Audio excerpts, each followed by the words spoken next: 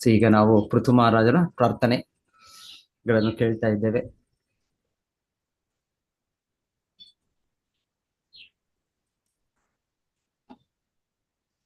ಸುಮ್ಮನೆ ಸರ್ನಾಥ್ ಪ್ರಭು ಅವ್ರು ತಗೊಂಡಿದ್ದಾರೆ ಲಾಸ್ಟ್ 3 days. ಸೊ ಒಂದ್ಸಲ ಶ್ಲೋಕ ಓದ್ತೇನೆ. ಸೊ ಅವ್ರು ಚೆನ್ನಾಗಿ ಮಾಡಿದ್ದಾರೆ ಕ್ಲಾಸ್. ಸೊ ನನಗೋಸ್ಕರ ನಾನು ಮತ್ತೆ ಅದು ಶ್ಲೋಕವನ್ನು ಓದಿ ಮುಂದುವರ್ಸೋಣ ಇವತ್ತು.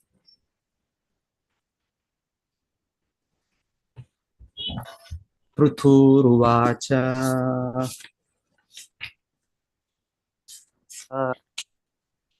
ವರಾನ್ ವಿಭೋತ್ವದ್ವರದೇಶ್ವರಾದ್ಬುಧ ಕಥಂ ವೃಣೀತೆ ಗುಣವಿಕ್ರಿಯಾತ್ಮನಾಂ ಯೇ ನಾರಕಾಣಂ ಅಪಿ ಸಂತಿ ದೇಹಿನಾಂ ತಾನ್ ಈಶ ಕೈವಲ್ಯ ಪತೆ ವೃಣೇ ನಚ.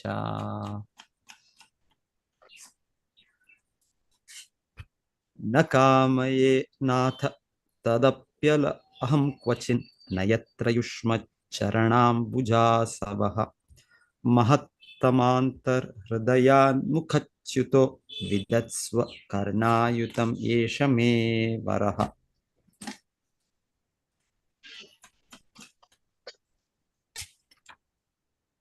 ಸ ಉತ್ತಮ ಶ್ಲೋಕ ಮಹನ್ಮುಖಚ್ಯುತೋ ಭವತ್ಪದಾಂಭೋಜ ಸುಧಾ ಕಣಾನಿಲಃ ಸ್ಮೃತಿಂ ಪುನರ್ವಿಸ್ಮೃತ ತತ್ವವರ್ತ್ಮನಾಂ ಕುಯೋಗಿನಾಂ ನೋ ವಿತರತ್ಯಲಂಬರೈಃ.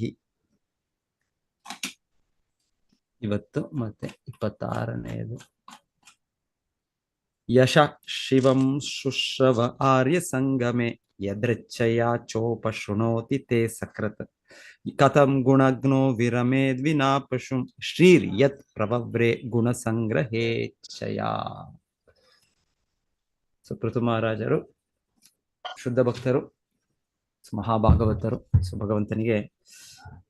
ಭಗವಂತನೇ ಅವರಿಗೆ ವರ ಕೊಡ್ತೇನೆ, ವರದೇಶ ಎಲ್ಲ ಏನು ಬೇಕಾದರೂ ವರವನ್ನು ಕೊಡುವಂತಹ ಭಗವಂತನೇ ಸ್ವಯಂ ಬಂದು ಅವರಿಗೆ ಅವರ ಗುಣ, ಅವರ ನಡತೆಯಿಂದ ಅವರು ಪ್ರಸನ್ನರಾಗಿ ಏನ್ ಬೇಕು ಅಂತ ಕೇಳ್ತಾ ಇದ್ದಾರೆ. ಸೊ ಆದ್ರೆ ಅವ್ರು ಹೇಳ್ತಾ ಇದ್ದಾರೆ, ಇಲ್ಲಿ ನನಗೆ ಭೌತಿಕವಾದದ್ದು ಏನು ಬೇಡ, ನನಗೆ ಮೋಕ್ಷ ಬೇಡ, ನನಗೆ ಕೇವಲ ಶುದ್ಧ ಭಕ್ತರ ಸಂಘ ಮತ್ತೆ ಅವರ ಸಂಘದಲ್ಲಿ ನಿನ್ನ ಮಹಿಮೆಗಳನ್ನು ಕೇಳುವ ಒಂದು ಸಾಧನಗಳು. ನನಗೆ ಎಷ್ಟು ಕೇಳಿದ್ರು ಅವರು ಕೋಟಿ ನನ್ನ ಕಿವಿಗಳು ಬೇಕು ನನಗೆ ಅಂತ. ಮುಂದುವರಿಸ್ತಾ ಈ ಶ್ಲೋಕದಲ್ಲೂ ಕೂಡ ಅವರು ಹೇಳಿದ್ದು ಹಿಂದೆ, ಈ ಒಂದು ಸಂಘದಿಂದ ಯಾರು ಕೂಡ ಕೃಷ್ಣ ಪ್ರಜ್ಞೆ ಇಲ್ಲದ್ದು ಈ ಶುದ್ಧ ಭಕ್ತರ ಕೃಪೆಯಿಂದ, ಅವರ ಸಂಘದಿಂದ ಅವರು ಮತ್ತೆ ಕೃಷ್ಣ ಪ್ರಜ್ಞೆ ಜಾಗೃತಗೊಳಿಸಬಹುದು. ಇದರ ಇವತ್ತಿನ ಇದು ಹೇಳ್ತಾ ಇರೋದು ಅದೇ ಆರ್ಯ ಸಂಗಮೆ. ಆರ್ಯ ಸಂಗಮೆ ಅಂದ್ರೆ ಯಾರು ಆರ್ಯ ಅಂದ್ರೆ ಪದ ಅದು ತಪ್ಪು ರೀತಿಯಲ್ಲಿ ಇದರಲ್ಲಿ ಇವತ್ತಿನ ಇತಿಹಾಸ ಪುಸ್ತಕಗಳಲ್ಲಿ, ಚರಿತ್ರೆ ಪುಸ್ತಕಗಳಲ್ಲಿ ಬಂದಿದೆ. ಅದು ಇಲ್ಲ, ಆರ್ಯ ಅಂದ್ರೆ ಅರ್ಥ ನಾವು ಸರಿಯಾಗಿ ಅರ್ಥ ಮಾಡ್ಕೊಳ್ಬೇಕು. ಆರ್ಯ ಪದ ಅಂದ್ರೆ ಆರ್ಯ ಅನಾರ್ಯ. ಭಗವದ್ಗೀತೆಯಲ್ಲಿ ಕೃಷ್ಣ ಹೇಳ್ತಾನೆ, ನೀವು ಕೇಳಿರ್ತೀರ. ಅರ್ಜುನನಿಗೆ ಕೃಷ್ಣ ಹೇಳ್ತಾರೆ, ಶ್ರೀ 2ನೇ ಶ್ಲೋಕ 2ನೇ ಅಧ್ಯಾಯ, ಕುತಸ್ತ್ವಾ ಕಶ್ಮಲಮಿದಂ ವಿಷಮೇ ಸಮುಪಸ್ಥಿತಂ ಅನಾರ್ಯಜುಷ್ಟಂ ಅಸ್ವರ್ಗ್ಯಂ ಅಕೀರ್ತಿಕರಂ ಅರ್ಜುನ. ಸೊ ಇದು ಆರ್ಯ ಪದ ಬಹಳ ಹಿಂದೆ ಇದು ಶಾಸ್ತ್ರದಲ್ಲಿ, ವೇದಗಳಲ್ಲಿ ಆರ್ಯ ಪದ ಬರ್ತಾ ಇರುತ್ತೆ. ಸೊ ಭಗವದ್ಗೀತೆಯಲ್ಲಿ ಕೂಡ ಕೃಷ್ಣ ಹೇಳಿದ್ದಾನೆ ಅನಾರ್ಯ ಅಂತ ಹೇಳ್ತಾನೆ ಅರ್ಜುನನಿಗೆ. ಆರ್ಯ ಅನಾರ್ಯ, ಯಾರು ಆರ್ಯನಲ್ಲ. ಸೊ ಅರ್ಜುನನಿಗೆ ಕೃಷ್ಣ ಹೇಳೋದು, ಹೇಗೆ ನಿನ್ನಲ್ಲಿ ಈ ರೀತಿಯ ಒಂದು ಕಶ್ಮಲಂ, ಈ ರೀತಿಯ ಒಂದು ಎಲ್ಲ ಭೌತಿಕ ಕಲ್ಮಶಗಳು ಬಂದ್ಬಿಟ್ಟಿದೆ. ಕುತಸ್ತ್ವ ಕಶ್ಮಲಮಿದಂ ವಿಷಮೇ ಸಮುಪಸ್ಥಿತಂ. ಸೊ ಇದರಿಂದ, ಈ ತರ ಒಂದು ಭೌತಿಕ ಕಲ್ಮಶಗಳಿಂದ ಅನಾರ್ಯ ಜುಷ್ಟಂ ಅಸ್ವರ್ಗ್ಯಂ, ನೀನು ಅನಾರ್ಯನಾಗಿ ವ್ಯವಹರಿಸಿ ಅಸ್ವರ್ಗ್ಯಂ, ನೀವು ಸ್ವರ್ಗಕ್ಕೆ ಹೋಗೋದಿಲ್ಲ, ನೀನು ಅದೇ ನರಕಕ್ಕೆ ಹೋಗ್ತೀಯ. ನಿನ್ನ ಈ ರೀತಿಯ ಲೆಕ್ಕಾಚಾರ, ಹಿಂಸಾ ಅಹಿಂಸಾ, ಧರ್ಮ ಅಧರ್ಮ ಅನ್ನೋದು, ಸೊ ಇದರಿಂದ ಇದು ಅನಾರ್ಯ ಚಟುವಟಿಕೆ, ಇದು ಆರ್ಯ ಚಟುವಟಿಕೆ. ಅನಾರ್ಯ ಜುಷ್ಟಂ ಅಸ್ವರ್ಗ್ಯಂ ಅಕೀರ್ತಿಕರಂ ಅರ್ಜುನ. ಇದರಿಂದ ನಿನಗೆ ಕೀರ್ತಿ ಬರೋದಿಲ್ಲ ಅರ್ಜುನ, ನಿನಗೆ ಬರೋದು ಕೇವಲ ಅಕೀರ್ತಿ. ಅಕೀರ್ತಿ ಅಂದ್ರೆ ನಿನಗೆ ನಿಂದನೆಗಳು ಬರುತ್ತೆ. ಸೊ ಅರ್ಜುನನು ಕೃಷ್ಣನಿಗೆ ಹೇಳಿದ್ದು, ಬೇಡ ಬೇಡ, ಯುದ್ಧ ಮಾಡೋದು ಬೇಡ, ಎಲ್ಲ ಅಹಿಂಸೆ. ಸೊ ನನ್ನವರೇ, ನನ್ನಪ್ಪ ಇವರೇ, ಸೊ ಒಂದು ಅಷ್ಟು ಕರುಣೆಯಿಂದ ಅವರ ಮೇಲೆ ಕೃಪೆ ತೋರಿಸಿ ನಾನು ಹೋಗ್ಬಿಡ್ತೇನೆ, ನನಗೆ ಸ್ವಾರ್ಥಗೇನು ಬೇಡ. ಅರ್ಜುನ್ ಕೃಷ್ಣ ಅಂತ ಕೇಳೋದು, ನೀನು ಅನಾರ್ಯ, ನೀನು ಈ ರೀತಿಯ ಚಟುವಟಿಕೆ ಅನಾರ್ಯ. ಯಾರು ಧರ್ಮದ ಪಾಲನೆ ಮಾಡೋದಿಲ್ಲ, ಭೌತಿಕವಾಗಿ ತುಂಬಾ ಒಂದು ಏನ್ ಹೇಳ್ತಾರೆ, ನೀತಿಗಳು ಪಾಲನೆ ಮಾಡ್ಕೊಂಡು ಮೊರಲಿಸ್ಟ್ ಅಂತ ಹೇಳ್ತಾರೆ. ಯಾರೋ ಹೇಳ್ತಾರೆ, ಯಾರೋ ಕಳ್ಸಿದ್ರು, ಯಾರು ಕೇಳಿಸಿದ್ದು ಗೊತ್ತಿಲ್ಲ, ಅದು ನೋಡಿದ್ ನಾನು. ಮಾರಲಿಸ್ಟ್ ಅಂದ್ರೆ ಒಂದು, ನಾವು ಭೌತಿಕ ಲೆಕ್ಕಾಚಾರದಲ್ಲಿ ಒಬ್ಬ ವ್ಯಕ್ತಿ ತುಂಬಾ ಏನು ಒಳ್ಳೆ ಮನುಷ್ಯ, ಬಂಗಾರದ ಮನುಷ್ಯ, ತುಂಬಾ ಒಳ್ಳೆ ಮನುಷ್ಯ, ಸೊ ಅಂತ ಹೇಳ್ತೇವೆ. ಇದು ನಮ್ಮ ಲೆಕ್ಕಾಚಾರದಲ್ಲಿ ಇರ್ಬೋದು, ಆದ್ರೆ ನಿಜವಾಗಿ ಧರ್ಮದ ಲೆಕ್ಕಾಚಾರದಲ್ಲಿ ಇಲ್ಲ, ಶಾಸ್ತ್ರದ ಲೆಕ್ಕಾಚಾರ, ಭಗವಂತನ ದೃಷ್ಟಿಯಲ್ಲಿ ಅದು ಖಂಡನೀಯವಾಗಿರುತ್ತೆ. ಸೊ ಇಲ್ಲಿ ಒಂದು ಯಾರು ಕಳ್ಸಿದ್ ಗೊತ್ತಿಲ್ಲ, ಎನಿವೆ. ಸೊ ಅದರಲ್ಲಿ ಏನ್ ಹೇಳಿ ಬಂದಿತ್ತು ಅಂದ್ರೆ, ನಮ್ಮ ಪ್ರಭುಜಿಗಳು ಕರ್ತಾರೆ, ಪ್ರಭುಪಾದ್ಗೆ ಯಾರೋ ಭೇಟಿ ಮಾಡಿ ಈ ರೀತಿ, ನಾನು ಕೃಷ್ಣನಿಗಿಂತ ನಾನು ತುಂಬಾ ನೀತಿ ಪುರುಷ, ನಾನು ಮಾರಲಿಸ್ಟ್, ನಾನು ತುಂಬಾ ಹಾನೆಸ್ಟ್, ತುಂಬಾ ನೀತಿ ಪುರುಷ. ಯಾಕೆ ಪ್ರಭುಪಾದ ಕೇಳಿದ್ರೆ, ಆ ವ್ಯಕ್ತಿ ಹೇಳ್ತಾರಂತೆ, ನೋಡಿ ನಾನು ಏಕಪತ್ನಿ ವ್ರತ, ನನಗೆ ಒಬ್ಬಳೇ ಹೆಂಡತಿ, ಕೃಷ್ಣನು 16,108 ಹೆಂಡತಿ.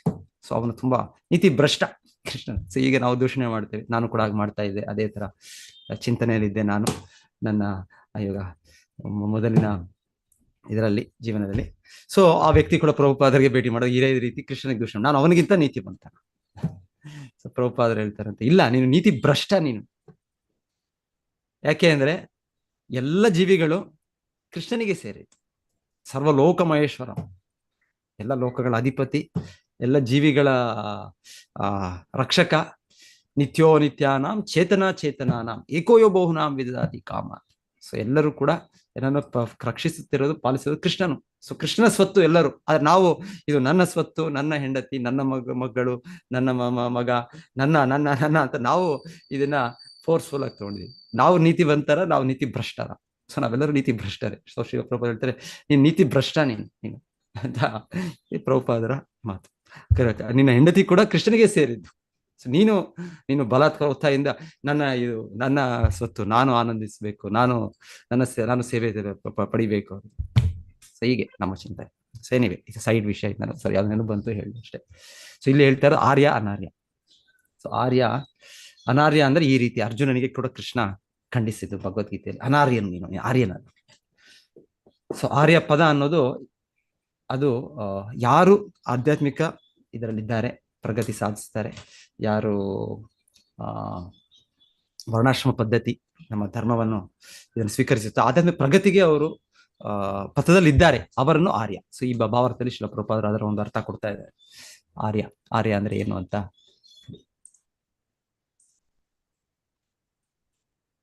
ಆಧ್ಯಾತ್ಮಿಕ ಸಾಧನೆಯಲ್ಲಿ ಮುಂದುವರಿದವರನ್ನು ಆರ್ಯ ಎಂಬ ಪದವು ಸೂಚಿಸುತ್ತದೆ. ಸೊ ಯಾರಾದ್ರೂ ಆಗಿರ್ಬೋದು, ಅವರು ಆಧ್ಯಾತ್ಮಿಕ ಪ್ರಗತಿ ಜೀವನದಲ್ಲಿ ಅಂತ ಅವರು ತಿಳ್ಕೊಂಡು ಅದನ್ನ ಪಾಲನೆ ಮಾಡಿದ್ರೆ ಅವರು ಆರ್ಯ ಅಂತಾರೆ, ಅವರು ಆರ್ಯ. ಹೀಗೆ ನಮಗೆ ಬ್ರಾಹ್ಮಣ ಅಂತ ಇದೆ. ಸೊ ಬ್ರಾಹ್ಮಣ ಅಂದ್ರೆ ಆ ಗುಣಗಳನ್ನು ಪಡೆದವರು. ಸೊ ಆ ರೀತಿಯಲ್ಲಿ ಆ ಕುಟುಂಬದಲ್ಲಿ ಹುಟ್ಟಿ ಅವ್ರೇನಾದ್ರು ಅದು ಪಾಲನೆ ಮಾಡಿ ಅಂದ್ರೆ ಅವ್ರನ್ನ ನಾವು ಬ್ರಹ್ಮ ಬಂಧು, ದ್ವಿಜ ಬಂಧು ಅಂತ ಕರಿತೀವಿ. ಸೊ ಆ ರೀತಿ ನೀವು ಬೇಕಾದ್ರೆ ಆರ್ಯ ಬಂಧು ಅಂತ ಕರಿಬಹುದು. ಯಾರಾದರೂ ಆತರ ಆಧ್ಯಾತ್ಮಿಕ ಪ್ರಗತಿ ಇಲ್ಲದೆ ಆ ಒಂದು ವಂಶಜಲ್ಲಿ ಬಂದ್ರೆ ಆರ್ಯ ಬಂಧು, ಗೊತ್ತಿಲ್ಲ ನನ್ನ ತರ. ಸೊ ಆರ್ಯ ಅಂದ್ರೆ ಅಷ್ಟೇ, ಆರ್ಯ ಅನಾರ್ಯ. ಆರ್ಯ ಅಂದ್ರೆ ಯಾರು ಆಧ್ಯಾತ್ಮಿಕ ಪ್ರಗತಿ ಇದು ನಾಗರಿಕತೆ, ಅವರು ಆ ಪಥದಲ್ಲಿದ್ದಾರೆ. ಸೊ ಇಲ್ಲಾಂದ್ರೆ ನಾವು ಈ ಚಾರಿತ್ರ್ಯ ಪುಸ್ತಕಗಳಲ್ಲಿ ಓದಿದ್ದು ಆರ್ಯನ್ ಇನ್ವೇಷನ್ ಥಿಯರಿ. ಸೊ ನಾನಿಂತ ಇದನ್ನ ಶಾಲೆಯಲ್ಲಿ ಕಾಲೇಜ್ ಓದುವಾಗ ಎಷ್ಟು ಒಳಗೆ ಇದು ಅಂದ್ರೆ ಅದೇ ಇತಿಹಾಸ, ಅದೇ ಚರಿತ್ರೆ ಅಂತ. ಅವರಿದ್ದರು ಆರ್ಯನ್ ಅವರು ಸೆಂಟ್ರಲ್ ಏಷ್ಯಾ ಅಲ್ಲಿನೋ ಬಂದ್ರು. ಸೆಂಟ್ರಲ್ ಏಷ್ಯಾ, ಮಧ್ಯ ಏಷ್ಯಾ ಅಂದ್ರೆ ಆ ಕಡೆ ಉಜ್ಬೇಕಿಸ್ತಾನ್, ಕಜಾಕ್ಸ್ತಾನ್, ಅದೆಲ್ಲ ಸೆಂಟ್ರಲ್ ಏಷ್ಯಾ ಅಂತ ಹೇಳ್ಬೋದು. ಸೊ ಎನಿವೆ, ಸೊ ಅಲ್ಲಿಂದ ಮೊದಲಿಗೆ ಆರ್ಯನರ್ ಬಂದದ್ದು. ಅದ್ರ ಮುಂಚೆ ಇಲ್ಲಿ ನಮ್ಮದು ಇಂಡಸ್ ವ್ಯಾಲಿ ಸಿವಿಲೈಸೇಷನ್, ಸಿಂಧು, ಅಲ್ಲಿ ದ್ರಾವಿಡಿಯನ್ಸ್ ಇದ್ರು. ಸೊ ಮತ್ತೆ ಅವ್ರು ಬಂದ್ರು, ಅಲ್ಲಿಂದ ಅವ್ರನ್ನ ಓಡಿಸ್ಬಿಟ್ರು, ಅವ್ರನ್ನ ಇನ್ವೇಷನ್, ಇವಾಗ ಹೇಗೆ ಮುಸ್ಲಿಮರು ಬಂದು ಇನ್ವೈಟ್ ಮಾಡಿ ಅದ್ ಮಾಡಿದ್ರು, ಅದೇ ತರ ಇಂಗ್ಲಿಷ್ ಅವ್ರು ಬ್ರಿಟಿಷ್ ಅವ್ರು ಬಂದು ಇನ್ವೈಟ್ ಮಾಡಿದ್ರು. ಆದ್ರೆ ಅವ್ರು ಬಂದು ಇನ್ವೈಟ್ ಮಾಡಿದಷ್ಟೇ ಅಲ್ಲ, ಅವ್ರು ಓಡಿಸ್ಬಿಟ್ರು ಅಲ್ಲಿಂದ. ಅಲ್ಲಿರೋ ಜನಾಂಗವನ್ನೇ ಅಲ್ಲಿ ಓಡಿಸ್ಬಿಟ್ಟು ಅವ್ರು ಬಂದು ಇಲ್ಲಿ ದಕ್ಷಿಣ ಭಾರತದಲ್ಲಿ ಅವರು ದ್ರಾವಿಡ ಪ್ರದೇಶದಲ್ಲಿ ಇಲ್ಲ. ಇದು ನಿಜವಾದ ಚರಿತ್ರೆ, ನಿಜವಾದ ಇತಿಹಾಸ. ದ್ರಾವಿಡ ಅನ್ನೋದು ಇದು ದಕ್ಷಿಣ ಭಾರತವಾಗಿ ಇದು ಯಾವಾಗಲೂ ಇದೆ. ದ್ರಾವಿಡ ದೇಶ ಅಂತ ಇದಕ್ಕೆ ಹೆಸರು ಮೊದಲಿಂದಲೂ ಇದೆ. ಏನೋ ದ್ರಾವಿಡರು ಅಲ್ಲಿಂದ ಬಂದು ಯಾರೋ ಬಂದು ಓಡಿಸ್ಬಿಟ್ರು ಅಲ್ಲಿಂದ, ಇದೆಲ್ಲ ತಪ್ಪು. ಇದೆಲ್ಲ ತಪ್ಪು ಕಲ್ಪನೆಗಳು. ಈ ರೀತಿ ಅಪಪ್ರಚಾರ ಮಾಡಿ ಆಕ್ಚುಲಿ ಹೇಳ್ತಾರೆ. ಇದೆಲ್ಲ ಮ್ಯಾಕ್ಸ್ ಮುಲ್ಲರ್ ಅಂತ ಒಬ್ಬ ಜರ್ಮನ್ ಇವನು, ಅವನ ಸಂಸ್ಕೃತ ಇವರು ಬ್ರಿಟಿಷ್ ಸರ್ಕಾರ ಅವನಿಗೆ ಚೆನ್ನಾಗಿ ಹಣ ಕೊಟ್ಟು, ಆಕ್ಚುಲಿ ಅವನಿಗೇನು ಕೆಲಸ ಬಾರದೇ ಇರೋ ವ್ಯಕ್ತಿ. ಆದರೆ ಅವನಿಗೆ ಸಂಸ್ಕೃತ ಕೂಡ ಅಷ್ಟು ಸರಿಯಾಗಿ ಅಷ್ಟು ಗೋಚರವಿಲ್ಲ. ಏನೋ ಸ್ವಲ್ಪ ಅಲ್ಲಿ ಕಲ್ತು ಆ ವ್ಯಕ್ತಿ ಎಲ್ಲ ವೇದಗಳು ಇದೆಲ್ಲ ಟ್ರಾನ್ಸ್ಲೇಷನ್ ಮಾಡಿ, ಸೊ ಅವರಿಂದ ಇದು ಶುರು ಆಗಿದೆ ಅನ್ಸುತ್ತೆ. ಆ ರೀತಿ ಆರ್ಯನರ್ನ ಇಲ್ಲಿ ಅವ್ರು ಬಂದು ಸೆಂಟ್ರಲ್ ಏಷ್ಯಾದಿಂದ ಬಂದರು. ಮತ್ತೆ ಅಲ್ಲಿ ಉತ್ತರ ಭಾರತದಲ್ಲಿ ಸಿಂಧು ನದಿ ಹತ್ರ ಇರೋ ಇವರ ವ್ಯಕ್ತಿಗಳನ್ನ ಅವ್ರನ್ನ ಅಲ್ಲಿಂದ ಇಲ್ಲಿ ಕಳಿಸಿದ್ದು. ದ್ರಾವಿಡ ದೇಶಕ್ಕೆ ಬಂದು ಇಲ್ಲಿ ಸೌತ್ ಇಂಡಿಯಾ ನಮ್ಮಲ್ಲೆಲ್ಲ ಅವ್ರು ಇದಾದ್ರು. ಹಾಗೆ ಇದು ಬೇರೆ, ಆರ್ಯ ಬೇರೆ, ದ್ರಾವಿಡ ಬೇರೆ, ಈ ರೀತಿ ಎಲ್ಲ ಇದು. ಸೊ ಅವ್ರು ಬಂದಿದ್ದು ತಂದದ್ದು ಈ ಧರ್ಮವನ್ನು, ಈ ವೈದಿಕ ಧರ್ಮವನ್ನು. ಅಂದ್ರೆ ಈ ರೀತಿ ಭಗವದ್ಗೀತೆ, ಭಾಗವತ ಇದೆಲ್ಲ ಮೊದ್ಲು ಇರ್ಲಿಲ್ಲ ಇದೆಲ್ಲ. ಸೊ ಈ ರೀತಿ ಎಲ್ಲ ಅಪಪ್ರಚಾರ ಮಾಡ್ತಾ ಇದ್ರೆ ಕೇಳಿ ಅದು ಸರಿ ಅನ್ಸ್ಬಿಡುತ್ತೆ. ಅದು ಕೂಡ ನಿಮಗೆ ಉದಾಹರಣೆ ನಾವು ಕೇಳಿರ್ತೀವಿ ಮತ್ತೆ. ಸೊ ಒಳ್ಳೆ ಉದಾಹರಣೆ ಶಿಲ ಪ್ರಪಾದ ಕೊಟ್ಟದ್ದು ಕೊಡ್ತೇನೆ. ಹೇಳೋದು, ಒಬ್ಬ ಸ್ನೇಹಿತ, ಅವ್ರ ಜೊತೆ ಅವನ ಎಷ್ಟೋ ಜನ ಸ್ನೇಹಿತರಿರ್ತಾರೆ. ಸೊ ಎಲ್ಲರೂ ಏನ್ ಮಾಡ್ತಾರೆ, ಒಂದ್ ದಿವಸ ಒಂಚೆ ಹಾಕ್ತಾರೆ, ಒಂದು ಪ್ಲಾನ್ ಮಾಡ್ಬಿಟ್ಟು ಈ ಸ್ನೇಹಿತನಿಗೆ ನಾವು ಏನ್ ಮಾಡ್ಬೇಕು ಅಂದ್ರೆ ಇವನನ್ನು ದೆವ್ವ ಅಂತ ನಂಬೋ ರೀತಿಯಲ್ಲಿ ಮಾಡ್ಬೇಕು. ಸೊ ಆ ರೀತಿ ಅವನು ಬೆಳಿಗ್ಗೆ ವಾಕಿಂಗ್ ಹೋಗ್ತಾ ಇರ್ತಾನೆ. ಒಬ್ಬ ವ್ಯಕ್ತಿ, ಮೊದಲ ಸ್ನೇಹಿತ ಅವನು ಕಾಣ್ತಾನೆ. ಅವನು ಹೇಳ್ತಾನೆ, ಭೂತ್ ನೀನು ದೆವ್ವ. ಇವನ ಏನಾಯ್ತು ನನ್ನ ಸ್ನೇಹಿತನಿಗೆ ಇವತ್ತು, ಇವನಿಗೆ ಈಗ ದೆವ್ವ ಅಂತ ಹೇಳ್ತಾನೆ, ಹೇಗೆ ಓಡೋಗ್ಬಿಟ್ಟ. ಸೊ ಹಾಗೆ ಸ್ವಲ್ಪ ಮುಂದೆ ಹೋಗ್ತಾನೆ, ಇನ್ನೊಬ್ಬನು ಕೂಡ ಸಿಗ್ತಾನೆ, ಇನ್ನೊಬ್ಬ ಸ್ನೇಹಿತ ವಾಕಿಂಗ್ ಅಲ್ಲಿ ಇನ್ನೊಬ್ಬ ಇರ್ತಾನೆ, ಅವನು ಕೂಡ ಹಾಗೆ ಹೇಳ್ತಾನೆ. ಹೀಗೆ ಹಲವು ಜನ ಹೇಳಿದ್ಮೇಲೆ ಆ ವ್ಯಕ್ತಿಗೆ ಅನ್ಸುತ್ತಂತೆ, ನಿಜವಾಗ್ಲೂ ಏನೋ ಆಗಿರ್ಬೋದೇನೋ, ನಾನು ಬೆಳಿಗ್ಗೆ ನಾನು ರಾತ್ರಿ ಮಲಗದ ನಾನು ಸತ್ತೋಗಿದ್ನೇನೋ, ಇನ್ನೊಂದು ಏನಾಯ್ತೋ ಗೊತ್ತಿಲ್ಲ, ನಾನು ದೆವ್ವನಾಗ್ಬಿಟ್ಟಿದ್ದೇನೋ ಅಂತ ಅವ್ನು ನಂಬೋದು. ಸೊ ಈ ರೀತಿ ಇದು ಅಪಪ್ರಚಾರ ಹೇಳೋದು. ಒಂದು 10 ಜನ ಕೇಳ್ತಾ ಇದ್ರೆ ಆ ತಪ್ಪು ಕೂಡ ಸರಿ ಅನ್ಸ್ಬಿಡುತ್ತೆ. ಒಂದ್ ರೀತಿ ಇರ್ಬೋದೇನೋ ಅಂತ ಒಂದು ಬಹುಶಃ ಒಂದು ಇದು ಕೂಡ ಬರ್ಬೋದು. ಈ ರೀತಿ ಈ ಸಿದ್ಧಾಂತಗಳು, ಇದು ನಾವು 1ನೇ ಕ್ಲಾಸ್, 2ನೇ ಕ್ಲಾಸ್, 3ನೇ ಕ್ಲಾಸ್, 4ನೇ ಕ್ಲಾಸ್ ಮತ್ತೆ ನಮ್ಮ ಈ ಶಿಕ್ಷಕರಿಂದ ಕೇಳಿ ಓದಿ, ಆ ಟಿವಿಯಿಂದ ನೋಡಿ, ಇನ್ನೊಂದು ಅಲ್ಲಿ ಕೇಳಿ, ಈ ರೀತಿ ಸಿದ್ಧಾಂತಗಳು ನಾವು ಆರ್ಯನ್ ಇನ್ವೇಷನ್ ಥಿಯರಿ, ಈ ಥಿಯರಿ ಎಲ್ಲ ಕೂಡ ಎಲ್ಲ ಅಸತ್ಯಗಳು ಎಲ್ಲ. ಸೊ ಇದನ್ನೆಲ್ಲ ನಾವು ಸ್ವೀಕರಿಸ್ತೇವೆ. ಸೊ ಈ ರೀತಿ ಯಾವ ತರ ಆರ್ಯನ್ ಇನ್ವೇಷನ್ ಥಿಯರಿ, ಈ ಥಿಯರಿ ಎಲ್ಲ ಇಲ್ಲ. ಮೊದಲಿಂದ ಇಲ್ಲಿ ಜನರಿದ್ದಾರೆ. ಇಲ್ಲೇ ಭೂಮಿಯಲ್ಲಿ ನಮ್ಮ ಭಾರತದಲ್ಲಿ ಸಿಂಧು ಪ್ರದೇಶದಲ್ಲ, ದ್ರಾವಿಡ ದೇಶದಲ್ಲೂ ಜನರು ಯಾವಾಗಲೂ ಇದ್ದಾರೆ. ದ್ರಾವಿಡ ಇದು ನೋಡಿ, ನೀವು ಆಚಾರ್ಯರ ಇದು ಕೇಳಿ, ನೀವು ಯಾರು ಆಳ್ವಾರ್, ಅವ್ರದೆಲ್ಲ ಇತಿಹಾಸ ಇದೆ. ಅವರೆಲ್ಲ ಕೃಷ್ಣನ ಸಮಯದಲ್ಲಿ 5000 ವರ್ಷಗಳ ಆ ಕಲಿಯುಗ ಪ್ರಾರಂಭದಲ್ಲಿ ಕೆಲವು ಆಳ್ವಾರ್, ನಮ್ಮ ಆಳ್ವಾರ್ ಅವ್ರು ಆ ಸಮಯ ಇನ್ನ 3 ಜನ ಆಳ್ವಾರ್ ಇದ್ದಾರೆ. ಅವರೆಲ್ಲ ದ್ವಾಪರ ಯುಗ ಅಂತ್ಯ, ಕಲಿಯುಗ ಸ್ಟಾರ್ಟಿಂಗ್, ಕೃಷ್ಣನ ಸಮಯದಲ್ಲೇ 5000 ವರ್ಷಗಳಲ್ಲಿ ಸೊ ಅವರು ಅವತರಿಸಿದ್ದು. ಸೊ ಅವರ ಚಟುವಟಿಕೆಗಳು, ದಿವ್ಯ ಚಟುವಟಿಕೆಗಳಾಗಿರೋದು ನಮಗೆ ಇದೆ ಅದು. ಆದ್ರೆ ನಾವು ಅದನ್ನ ಸರಿಯಾದ ಆಚಾರ್ಯರ ಮೂಲಕ ಕೇಳಿದೆ. ನಾವು ಆ ಒಂದು ಇದಿಲ್ಲ ಅವಕಾಶ ಅಲ್ಲ ನಮ್ಗೆ ಶಾಲಾ ಕಾಲೇಜಲ್ಲಿ. ಆಚಾರ್ಯರು ಬರೆದದ್ದು ಅವರ ಇತಿಹಾಸ, ಅವರ ಚರಿತ್ರೆ ನಮ್ಗೆ ಹೇಳೋದಿಲ್ಲ. ನಮ್ಗೆ ಯಾರೋ ಇಲ್ಲಿ ಪಾಶ್ಚಾತ್ಯ ಇವ್ರು ಬಂದು ಅವ್ರೇನೋ ಇದರಿಂದ ಸರ್ಕಾರದಿಂದ ಚೆನ್ನಾಗಿ ಹಣ ತಿಂದು ಅವರು ಚೆನ್ನಾಗಿ ಅವ್ರಿಗೆ ಇದು ಮಾಡಿ, ಅವ್ರಿಗೆ ಮ್ಯಾಕ್ಸ್ ಮುಲ್ಲರ್ ಹೇಳ್ಬೇಕು ಅಂದ್ರೆ ಜರ್ಮನಿಯಿಂದ ಬ್ರಿಟಿಷ್ ಸರ್ಕಾರ ಅವ್ರಿಗೆ ಒಳ್ಳೆ ಮನೆ ಕೊಟ್ಟು, ದೊಡ್ಡ ಬಂಗಲೋ ಕೊಟ್ಟು, ಅಷ್ಟಾಡು ಕೊಟ್ಟು, ನೀನ್ ಈ ತರ ಬರಿ ಅಂತ ಬರೆಸಿ, ಸೊ ಅವರಿಂದ ಕೇಳಿ ನಾವು ಈಗೆಲ್ಲ ನಡೆಯುತ್ತೆ. ಇದು ಚರಿತ್ರೆ ನೋಡಿದ್ರೆ ಎಷ್ಟು ಚೀಟಿಂಗ್, ಎಷ್ಟು ವಂಚನೆಗಳು ನಡೆಯುತ್ತೆ. ನಾವು ಕೇಳ್ಬೇಕು ಆಚಾರ್ಯರಿಂದ, ಏನು ಇತಿಹಾಸ, ಏನು ಚರಿತ್ರೆ. ಇಲ್ಲಾಂದ್ರೆ ಇದೆ ದಕ್ಷಿಣದಲ್ಲೂ ಕೂಡ ಇಲ್ಲಿ ಈ ಆಳ್ವಾರ್ ಮೊದಲು ಇವರೆಲ್ಲ ಬಂದದ್ದು ಕಲಿಯುಗ ಪ್ರಾರಂಭದಲ್ಲಿ. ಅಂದ್ರೆ ಆಗ್ಲೇ ಇದ್ದಾರೆ, ನಾಗರಿಕತೆ ಯಾವಾಗ್ಲೂ ಇದೆ. ಕೃಷ್ಣ ಅವತಾರ ಇದ್ರಲ್ಲೂ ಕೂಡ ಕೇಳ್ತೇವೆ. ಕೃಷ್ಣನ ಒಬ್ಬ ಹೆಂಡತಿ, ಯಾರವ್ರ ಹೆಸರು, ಅವರು ಮದ್ರಾಸ್ ಅವರ ರಾಜಕುಮಾರಿ, ಯಾರು ಅವ್ರ ಹೆಸರು, ಸತ್ಯಾನ ನೋಡಿ, ಅದೇನು ಚೆಕ್ ಮಾಡಿ. ಸೊ ಕೃಷ್ಣನೇ 16,108 ರಾಣಿಯರಲ್ಲಿ 8 ರಾಣಿಯರು ಪ್ರಮುಖ ಕೃಷ್ಣನಿಗೆ. ಸೊ ಆ 8 ರಾಣಿಯಲ್ಲಿ ಒಬ್ಬ ರಾಣಿ ಇಲ್ಲಿ ಸೌತ್ ಇಂಡಿಯಾ, ನಮ್ಮ ಮದ್ರಾಸ್ ಪ್ರಾಂತ್ಯದ ಸತ್ಯಭಾಮ ಅಲ್ಲ, ಸತ್ಯ ಹಾ, ಅನ್ಸುತ್ತೆ, ಸತ್ಯಭಾಮ ಅಲ್ಲಿ ಸತ್ಯ ಅಲ್ಲೇ ಅವರು. ಸತ್ಯ ಸತ್ಯ ಆ, ಸತ್ಯ. ಸತ್ಯ. ನೋಡಿ ನೋಡಿ, ಸೊ ಈ ತರ ಇದೆ ಇತಿಹಾಸ. ಇದು ನಿಜವಾದ ಇತಿಹಾಸ, ಇದು ನಿಜವಾದ ಚರಿತ್ರೆ. ಆದ್ರೆ ಏನ್ ಮಾಡೋದು ನಾವು? ನಾವು ಈ ತೀರ ಈ ರೀತಿ ಇದು ಲೆಫ್ಟಿಸ್ಟ್ ಅಂತ ಹೇಳ್ತಾರೆ, ಇನ್ನೊಂದು ಹೇಳ್ತಾರೆ, ಏನೋ ಹೇಳ್ತಾರೆ. ಇವರ ಒಂದು ಇದರಿಂದ ಚರಿತ್ರೆಗಳು, ಈ ಚರಿತ್ರೆಗಳು ಇನ್ನೊಂದು ರೀತಿ. ಈ ಚರಿತ್ರೆಗಳು ಹೇಗಂದ್ರೆ, ಇದು ಏನೋ ಒಳಗೆ ಭೂಮಿ ಒಳಗೆ ಹಗೆದು ಅಲ್ಲಿಂದ ಅವರು ಕಂಡಿಡಿಯೋದೇನೋ. ಸೊ ಆ ರೀತಿಯಲ್ಲಿ ಚರಿತ್ರೆ ಮಾಡಕ್ಕಾಗತ್ತೆ. ಅವ್ರು ಹೇಳೋದು, ಈ ಮನುಷ್ಯರು 5,000 ವರ್ಷಗಳಿಂದ ಬೆಳೆದದ್ದು, ಅದರಿಂದ ಎಲ್ಲ ನಾವು ಮಂಗನ ಆಗಿದ್ದದ್ದು, ಮಂಗನಿಂದ ಮಾನವರಾಗಿದ್ವಿ. ಇದಕ್ಕೆಲ್ಲ ಶೋಧನೆ ಅಂದ್ರೆ, ಇಲ್ಲ ಇಲ್ಲ, ನಮಗೆ ಭೂಮಿ ಒಳಗೆ ನಾವು ಅಗಿತಾ ಇದ್ವಿ, ಅಲ್ಲಿ ಸಿಕ್ತು ನಮಗೆ, ಅಲ್ಲಿ ಬೋರ್ಡೆ ಸಿಕ್ತು ನಮಗೆ, ಮನುಷ್ಯನ ಬೋರ್ಡೆ ಸಿಕ್ತು, ಅಲ್ಲಿ ಮಂಗನ ಬೋರ್ಡೆ ಸಿಕ್ತು, ಇನ್ನೊಂದು ಸಿಕ್ತು ನಮಗೆ. ಇದರಿಂದ ಅವರ ಇತಿಹಾಸ ಈ ರೀತಿ ಇತಿಹಾಸ ಆಗುತ್ತೆ. ಈ ರೀತಿ ಇದೆಲ್ಲ ಒಂದು ಸುಮ್ಮನೆ ಕಾಲ ವ್ಯಯ ಮಾಡೋದು, ಸಮಯ ವ್ಯಯ ಮಾಡೋ ಒಂದು ಸಂಶೋಧನೆಗಳು, ಚಟುವಟಿಕೆ. ಎನಿವೆ, ಸೊ ಆರ್ಯ ಅನಾರ್ಯ. ಸೊ ವಾಪಸ್ ಇಲ್ಲಿ ಬರೋಣ. ಆರ್ಯ ಅಂದ್ರೆ, ಇಲ್ಲಾಂದ್ರೂ ಶಿಲ ಪ್ರಭುಪಾದರು ಸ್ವಲ್ಪ ಇದನ್ನ ಮಾಡ್ತಾ ಇದ್ದಾರೆ, ಸ್ವಲ್ಪ ಕಂಬೈನ್ ಮಾಡ್ತಾ ಇದ್ದಾರೆ ಶಿಲ ಪ್ರಭುಪಾದರು. ಒಂದೇ ಸಲ ಭಾವಾರ್ಥದಲ್ಲಿ ಆ ರೀತಿ ಇದು ಮಾಡ್ತಾ ಇಲ್ಲ ಪ್ರಭುಪಾದರು ಹೇಳ್ತಾ ಇರೋದು. ಯಾಕಂದ್ರೆ ಹಿಟ್ಲರ್ ನಮ್ಗೆ ಕೇಳಿದ್ರೆ ನೀವು ಇತಿಹಾಸದಲ್ಲಿ, ನಾವು ಆರ್ಯನ್ ಅಂತ ಅವನು ಹೇಳೋದು ಹಾಗೆ. ನಾವು ಆರ್ಯ ವಂಶಕ್ಕೆ ಸೇರಿದವರು, ಹಾಗಾಗಿ ನಾವು ಉನ್ನತ ವಂಶದವರು. ಬೇರೆ ಜನಾಂಗದವರು, ಇಸ್ರೇಲಿ ಯಹೂದಿಯವರಲ್ಲಿ ಆರ್ಯಕ್ಕೆ ಸೇರಿದವರಲ್ಲ ಇವರು. ಅದಕ್ಕೆ ಅವ್ರನ್ನ ಹಿಂಸಿಸಿ ಕೊಲ್ಲಿ, ಸೊ ಈ ರೀತಿ ಎಲ್ಲ. ಸೊ ನಾವು ಆರ್ಯ ಅಂದ್ರೆ ತುಂಬಾ ಸುಸಂಸ್ಕೃತರು, ಬಹಳ ನಾವು ಉನ್ನತರಾದವರು. ಆದ್ರೂ ಕೇವಲ ಉನ್ನತರಾಗೋದು ಜನ್ಮದಿಂದಲೋ ಇದರಿಂದ ಬರುವ ಒಂದು ಇದರಿಂದ ಅಲ್ಲ, ನಮ್ಮ ಚಟುವಟಿಕೆಗಳಿಂದ, ನಾವು ಆಧ್ಯಾತ್ಮಿಕ ಪ್ರಗತಿಯಿಂದ ನಾವು ಉನ್ನತರಾಗ್ತೇವೆ. ಇಲ್ಲಾಂದ್ರೆ ನಾವು ಹುಟ್ಟಬಹುದು, ಒಳ್ಳೆ ಕುಲದಲ್ಲಿ ಹುಟ್ಟಬಹುದು, ಒಳ್ಳೆ ದೇಶದಲ್ಲಿ ಹುಟ್ಟಬಹುದು, ಒಳ್ಳೆ ತಂದೆ ತಾಯಿಯರು ಇರ್ಬೋದು. ಆದ್ರೆ ನಾವು ಆ ಸಂಸ್ಕಾರವನ್ನು ಪಡೀಲಿಲ್ಲ ಅಂದ್ರೆ ನಾವು ಪತನವಾದ, ನಾವು ಮ್ಲೇಚ್ಛರೇ ಅವನರೇ ಆಗ್ತೇವೆ. ಇನ್ಫ್ಯಾಕ್ಟ್ ಇದು ಐತಿಹಾಸಿಕವಾಗಿ ಹೇಳೋದು, ಶಿಲ ಪ್ರಭುಪಾದರು ಹೇಳೋದು, ಯಯಾತಿ, ಮಹಾರಾಜ್ ಯಯಾತಿ. ಸೊ ಅವರ ಮಕ್ಕಳು 4 ಮಕ್ಕಳು, 5 ಜನ ಅನ್ಸುತ್ತೆ, 5 ಜನ. ಅನು, ದೃಹ್ಯು, ತುರ್ವಾಸು, ಪೂರು ಮತ್ತೆ ಯದು. ಸೊ ಯದುವಿಂದ ಯದುವಂಶ ಬರುತ್ತೆ, ಪೂರುವಿಂದ ಈ ಭರತ ವಂಶ ಬರುತ್ತೆ ನಂತರ. ಮತ್ತೆ ಹಾಗೆ ಅನು, ದೃಹ್ಯು, ತುರ್ವಾಸು. ಆ ತುರ್ವಾಸುವಿಂದ ಹೇಳ್ತಾರೆ ಟರ್ಕಿ. ಇವತ್ತೇನು ತುರ್ಕರು ನಾವು ಹೇಳ್ತೀವಿ, ಟರ್ಕಿ ಅಂತ ಹೇಳ್ತೇವೆ. ಅವರು ಅಲ್ಲಿಂದ ಯಾಕಂದ್ರೆ ಅವರ ಶಾಪ, ಅವರ ಮಾತು ಕೇಳಿಲ್ಲ, ತಂದೆಯ ಮಾತು ಕೇಳದಿರೋದ್ರಿಂದ ಅವ್ರು ಯಯಾತಿ ಅವ್ರನ್ನ ಶಾಪ ಕೊಟ್ಟದ್ದು, ನಿಮ್ಮ ವಂಶ, ನಿಮ್ಮ ಜಮಾನಾಂಗ ಇನ್ನ ಅನಾರ್ಯರಾಗ್ಬಿಡ್ತಾರೆ.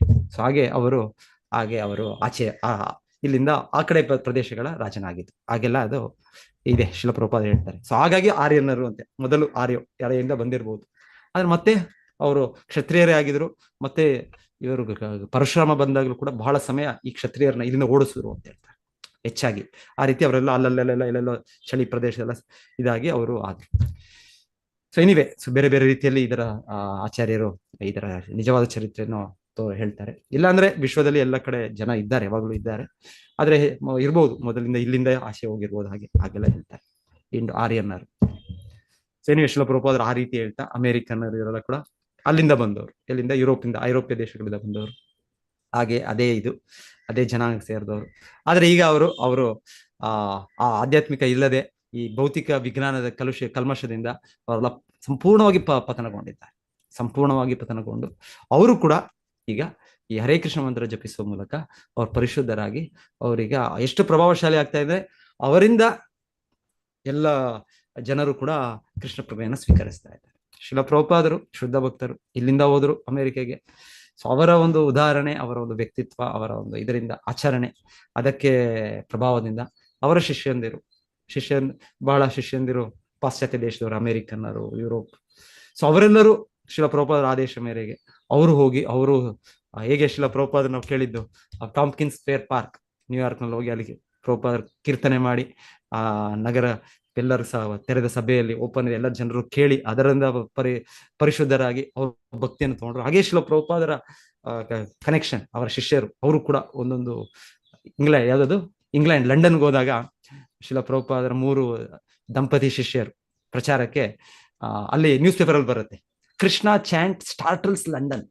ನ್ಯೂಸ್ ಪೇಪರ್ ಅಲ್ಲಿ ಲಂಡನ್ ಟೈಮ್ಸ್, ಲಂಡನ್ ಇದರಲ್ಲಿ ಏನಂದ್ರೆ ಕೃಷ್ಣನ ನಾಮ, ಕೃಷ್ಣದ ಸಂಕೀರ್ತನೆ ಲಂಡನ್ ಅನ್ನು ಇದು ಮಾಡ್ತಾ ಇದೆ. ಸ್ಟಾರ್ಟಲ್ಸ್ ಅಂದ್ರೆ ಏನ್ ಹೇಳ್ತೀವಿ ಕನ್ನಡದಲ್ಲಿ, ಸರ್ಪ್ರೈಸ್ ಒಂದು ಇದು ಮಾಡುತ್ತೆ, ಒಂದು ಹೆಚ್ಚಿಸ್ತಾ ಇದೆ, ಉತ್ತೇಜಿಸ್ತಾ ಇದೆ. ಹಾಗೆ ನ್ಯೂಸ್ ಪೇಪರ್ ಅಲ್ಲಿ ಶಿಲ ಪ್ರಭುಪಾದರ ಶಿಷ್ಯರು, ಯಾಕಂದ್ರೆ ಆ ಪ್ರಭುಪಾದರ ಕೃಪೆಯಿಂದ, ಕೃಷ್ಣ ಕೃಪೆಯಿಂದ ಭಗವಂತನ ಶುದ್ಧ ನಾಮ, ಆ ಶುದ್ಧ ಭಕ್ತರು ಯಾರು ಅದನ್ನು ಸ್ಟ್ರಿಕ್ಟ್ ಆಗಿ ಫಾಲೋ ಮಾಡ್ತಾರೆ. ಸೊ ಸ್ಟ್ರಿಕ್ಟ್ ಆಗಿ ಫಾಲೋ ಮಾಡಿದ್ರೆ ಆ ಶಕ್ತಿ ಇರುತ್ತೆ. ಹಿಂದೆ ಕೂಡ ನಾವು ಹಿಂದೆ ಭಾವಾರ್ಥ ಎಲ್ಲ ಕೇಳಿದ್ದು, ನಾವು ಈ ಭಗವಂತನ ವಿಷಯವನ್ನು ಒಬ್ಬ ವೈಷ್ಣವನಿಂದ ಕೇಳಬೇಕು, ಶುದ್ಧ ಭಕ್ತರಿಂದ ಕೇಳಬೇಕು. ಸೊ ಓಕೆ, ಶುದ್ಧ ಭಕ್ತರು ಪರಿಶುದ್ಧವಾಗಿ ಸಂಪೂರ್ಣವಾಗಿ 100ಕ್ಕೆ 100 ಇದ್ದಾರೆ, ಅವರು ಮಹಾಭಾಗವತರು. ಆದರೆ ಯಾರಾದ್ರೂ ಆ ಒಂದು ಮುಕ್ತ ಪುರುಷರು ಇಲ್ಲ ಅಂದ್ರು, ಅವ್ರೇನಾದ್ರು ಎಲ್ಲ ನಿಯಮಗಳನ್ನ ಪಾಲನೆ ಮಾಡ್ತಾರೆ, ಸ್ಟ್ರಿಕ್ಟ್ಲಿ ಫಾಲೋಯಿಂಗ್ ಆಗಿದ್ರೆ ಅವರಲ್ಲೂ ಕೂಡ ಶಕ್ತಿ ಇರುತ್ತೆ. ಸೊ ನಾವು ಹಾಗೆ ನಾವು ಆ ರೀತಿ ಆಚರಣೆಯಲ್ಲಿರೋ ಇವರ ವ್ಯಕ್ತಿಯಿಂದ ನಾವು ಕೇಳಬೇಕು. ನಾವು ಭಾಗವತ ಪರಗಿಯ ಭಾಗವತ ಸ್ಥಾನಿ, ಭಾಗವತವನ್ನು ನಾವು ಕೇಳಬೇಕು. ಯಾರು ಭಾಗವತದ ರೀತಿಯಲ್ಲಿ ಅವರ ಜೀವನವನ್ನು ಪಾಲನೆ ಮಾಡ್ತಾರೆ. ಸೊ ಪರಿಶುದ್ಧ ಭಕ್ತರು ಸಂಪೂರ್ಣವಾಗಿ ಮಹಾಭಾಗವತರಿದ್ರೆ ಆ ಅವಕಾಶ ಇದ್ರೆ ಬೆಸ್ಟ್. ಅದು ಇಲ್ಲ ಅಂದ್ರು ಯಾರು ಆ ರೀತಿ ಶಿಸ್ತಿನಿಂದ ಪಾಲನೆ ಮಾಡ್ತಾರೆ, ಸ್ಟ್ರಿಕ್ಟ್ಲಿ ಫಾಲೋ ಮಾಡ್ತಾರೆ, ಅವರಿಂದ ನಾವು ಕೂಡ ಎಷ್ಟು ಮಟ್ಟಿಗೆ ನಾವು ಫಾಲೋ ಮಾಡ್ತೇವೆ ಅಷ್ಟು ಮಟ್ಟಿಗೆ ನಮ್ಮನ್ನು ಕೇಳೋರಿಗೆ ಆ ಪರಿಣಾಮ ಪ್ರಭಾವ ಇರುತ್ತೆ.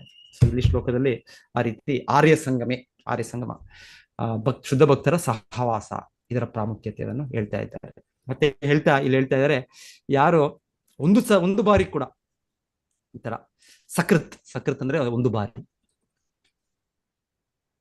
ತೇ ಸಕೃತ್, ಸೊ ಒಂದು ಬಾರಿ ಕೂಡ ಕೇಳಿದ್ರು ಆಲಿಸಿದ್ರೆ ಸಾಕು. ಸೊ ಅವರು ಭಕ್ತರ ಸಂಘವನ್ನು ಮತ್ತೆ ಬಿಡೋದಿಲ್ಲ. ಅಂದ್ರೆ ಅವರು ಶ್ರವಣ ಮಾಡೋದಕ್ಕೆ ಕೇಳೋದಕ್ಕೆ ತುಂಬಾ ಉತ್ಸುಕರಾಗಿರ್ತಾರೆ. ಆ ರೀತಿಯ ಇದನ್ನು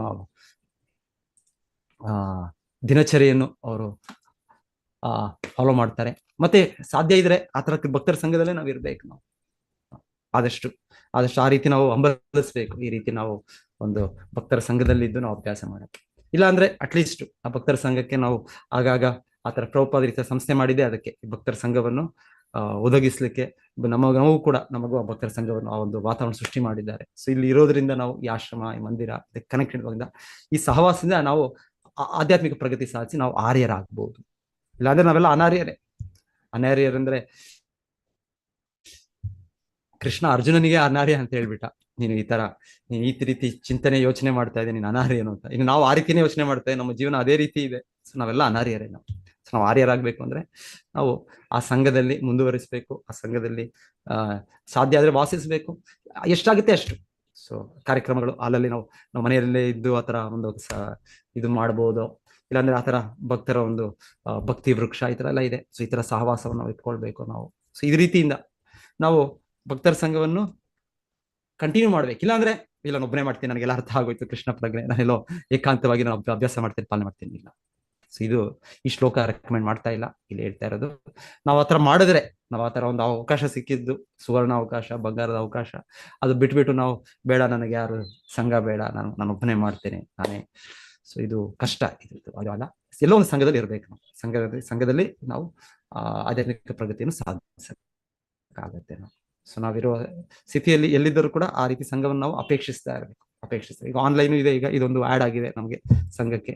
ಆದ್ರೂ ಕೂಡ ಸಾಧ್ಯ ಆದಷ್ಟು ಯಾವಾಗಲೂ ಆಗುತ್ತೆ ಆಫ್ಲೈನ್ ಕೂಡ ವೈಯಕ್ತಿಕವಾಗಿ ಹೋಗಿ ನಾವು ಆ ಸಂಘವನ್ನು ಮಾಡ್ಬೋದು ನಾವು. ಸೊ ಹಾಗಾಗಿ ನಾವು ಭಕ್ತಿ ವೃಕ್ಷ ಅಂತ ಸ್ಟಾರ್ಟ್ ಮಾಡಿದ್ದು ಆನ್ಲೈನ್ ನಡೀತಾ ಇದೆ ಅನ್ಕೊಳ್ತೀನಿ. ಜೊತೆಗೆ ಒಮ್ಮೊಮ್ಮೆ ಅಟ್ಲೀಸ್ಟ್ ಕೆಲವು ಸಮಯ ಜೊತೆಗೆ ಭಕ್ತರು ಸೇರಿ ಆಫ್ಲೈನ್ ಕೂಡ ಅದಾಗಬೇಕು. ಮಂಗಳೂರಿನಲ್ಲಿ ಮಾಡ್ತಾ ಇದೆ, ನಮ್ಮ 2-3 ಕಾರ್ಯಕ್ರಮಗಳು ಮಾಡಿದ್ವಿ ನಾವು.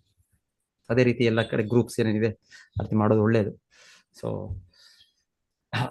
ಇಲ್ಲ ಹತ್ತಿರದ ನಮ್ಮ ಇಸ್ಕಾನ್ ಮಂದಿರಗಳಲ್ಲಿ ಅಲ್ಲಿ ಹೋಗಿ ಸೊ ಸೇವೆ ಮಾಡೋದು ಅಲ್ಲಿ.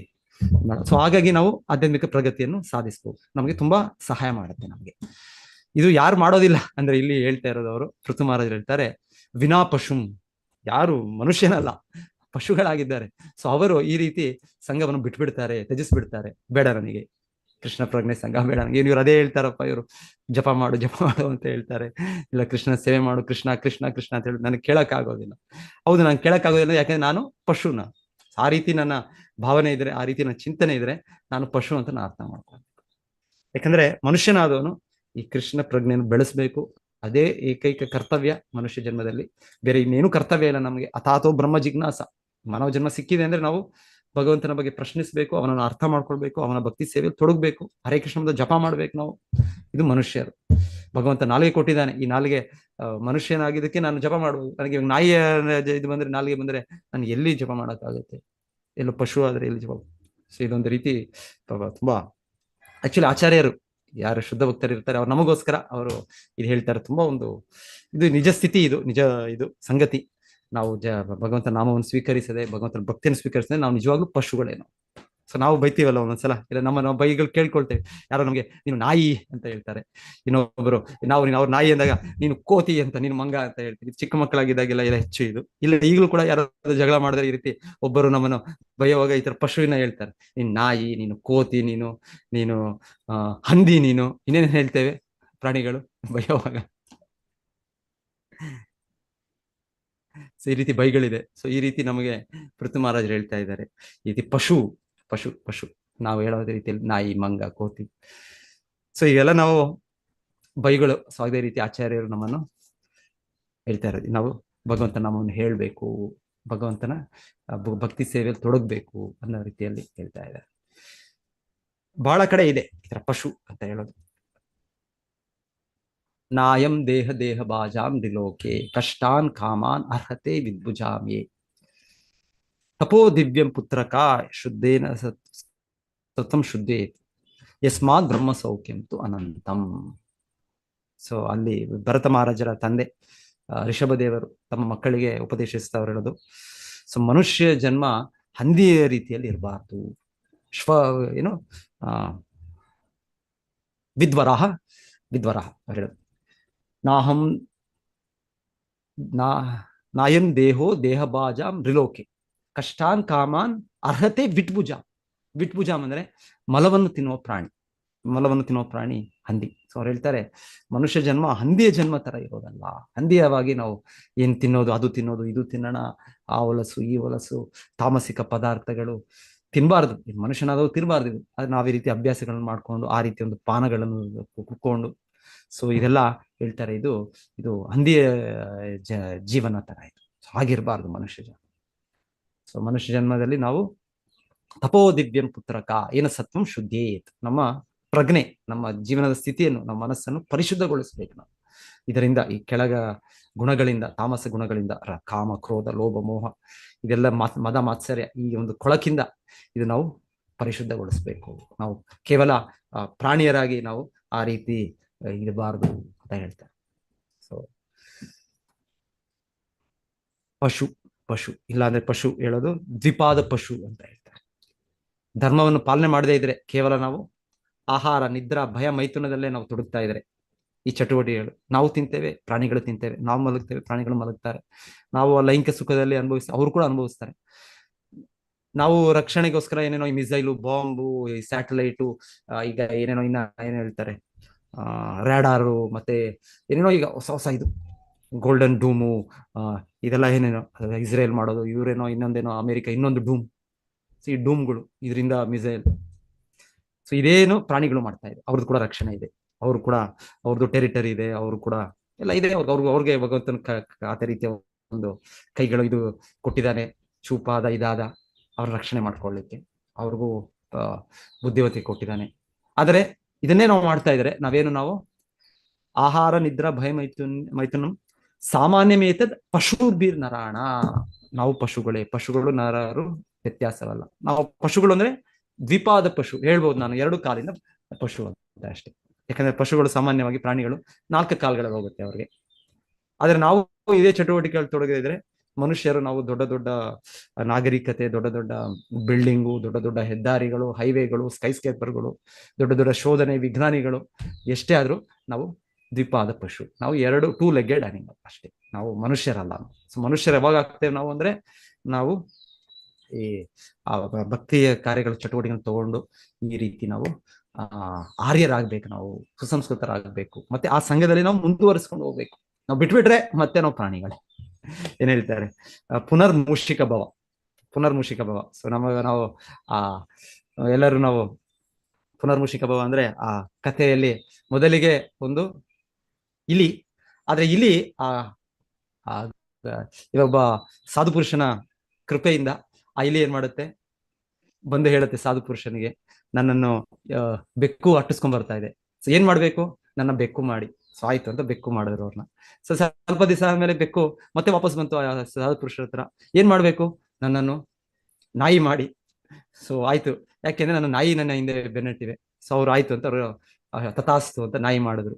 ಸೊ ಕೊನೆಗೆ ನಾಯಿ ಆದದ್ದು ಮತ್ತೆ ಬಂದು ನನಗೆ ನರಿಗಳು ಬರ್ತಾ ಇದೆ ನನ್ನನ್ನು ಅಟ್ಟಿಸುತ್ತೆ. ಓಕೆ, ನರಿ ಮತ್ತೆ ಕೊನೆಗೆ ಹುಲಿ, ಹುಲಿನೋ ಸಿಂಹನೋ. ಸೊ ಅದು ಹುಲಿ ಸಿಂಹ ಮಾಡಿದ್ಮೇಲೆ ಇವರು ಋಷಿಮುನಿಗಳು ತಮ್ಮ ಆಶೀರ್ವಾದದಿಂದ ಆ ಸಿಂಹ, ಆ ಹುಲಿ ದುರ್ಗಟ್ಟು ನೋಡುತ್ತಂತೆ. ಏನ್ ಬೇಕು ನಿನಗೆ, ನನ್ನ ತಿನ್ಬೇಕಾ ನೀನು? ಆ ಅಂತ ಅದು ಗರ್ಜನೆ ಅದರದ್ದು. ಸೊ ಹೇಳ್ತಾರೆ ಆಗ ಆ ಋಷಿಮುನಿ, ಮತ್ತೆ ನೀನು ಇಲ್ಲಿ ಪುನರ್ಮುಷಿಕ ಭಾವ. ಸೊ ಹಾಗೆ ಈಗ ಭಗವಂತನು ನಮಗೆ ಈ ರೀತಿಯ ಎಲ್ಲ ವ್ಯವಸ್ಥೆಗಳು ಕೊಟ್ಟಿದ್ದಾನೆ. ಭಗವಂತನ ಕೃಪೆಯಿಂದನೇ ಈ ನಾಗರಿಕತೆ ಈ ರೀತಿ ಬೆಳೆದಿದೆ, ಈ ರೀತಿಯ ವೈಜ್ಞಾನಿಕ ಶೋಧನೆ ನಡೆದಿದೆ. ದೊಡ್ಡ ದೊಡ್ಡ ನಗರಗಳು, ದೊಡ್ಡ ದೊಡ್ಡ ಬಿಲ್ಡಿಂಗ್ಗಳು, ದೊಡ್ಡ ದೊಡ್ಡ ಹೆದ್ದಾರಿಗಳು ಎಲ್ಲವೂ ದೊಡ್ಡ ದೊಡ್ಡದು, ಎಲ್ಲ ಒಂದು ಚಮತ್ಕಾರ, ಚಮಕ್ ಆಗಿರೋ ಇದು ನಮಗೆ ಇದು ಕಾಣಿಸಿದೆ.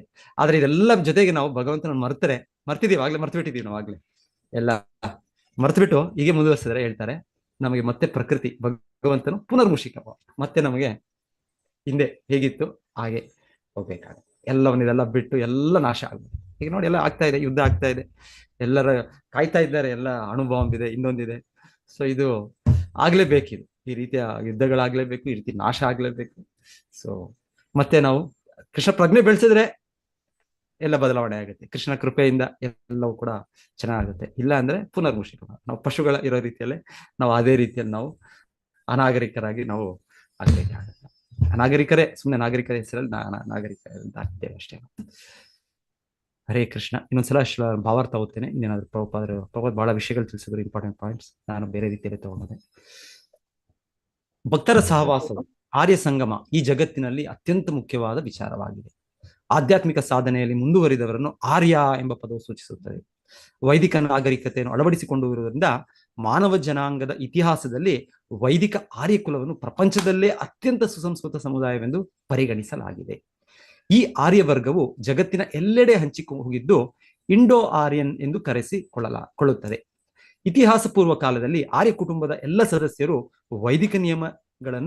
ವೈದಿಕ ಧರ್ಮ ನಿಯಮಗಳನ್ನು ಆಚರಿಸುತ್ತಿದ್ದರು. ಆದ್ದರಿಂದ ಆಧ್ಯಾತ್ಮಿಕವಾಗಿ ಅವರು ಮುಂದುವರಿದರು. ರಾಜರ್ಷಿಗಳೆನಿಸಿದ ಕ್ಷತ್ರಿಯರಾಗಿ ಅಥವಾ ಪ್ರಜಾರಕ್ಷಕರಾಗಿ ಅವರು ಎಷ್ಟು ಉತ್ತಮ ತರಬೇತಿಯನ್ನು ಪಡೆಯುತ್ತಿದ್ದರು, ಆಧ್ಯಾತ್ಮಿಕವಾಗಿ ಎಷ್ಟು ಪ್ರಗತಿ ಹೊಂದಿದ್ದರು ಎಂದರೆ ಅಲ್ಲಿ ಪ್ರಜೆಗಳಿಗೆ ಲವಲೇಶವೂ ಕಷ್ಟವಿರಲಿಲ್ಲ. ನೋಡಿ, ಲವಲೇಶವು. ಯುಧಿಷ್ಠಿರ ಮಹಾರಾಜರ ಸಮಯ ತುಂಬಾ ಹಿಂದೆ ಅಲ್ಲ, 5,000 ವರ್ಷಗಳ ಹಿಂದೆ ಅಷ್ಟೇ. ಆ ನಾದಯೋ ವ್ಯಾದಯೋ ಕ್ಲೇಶ. ಈಗ ಮಳೆಗಾಲ, ಈಗ ಜೋರ್ ಮಳೆ ಎನಿ ಟೈಮ್ ಬರುತ್ತೆ ನಮಗೆ ಇಲ್ಲಿ. ಈ ರೀತಿ ಇಲ್ಲ, ಎಷ್ಟು ಬೇಕು ಅಷ್ಟು. ವಿಪರೀತ ಮಳೆ ಇಲ್ಲ, ವಿಪರೀತ ಬಿಸಿ ಇಲ್ಲ, ವಿಪರೀತ ಚಳಿ ಇಲ್ಲ, ಯಾವುದು ವಿಪರೀತ ಇಲ್ಲ.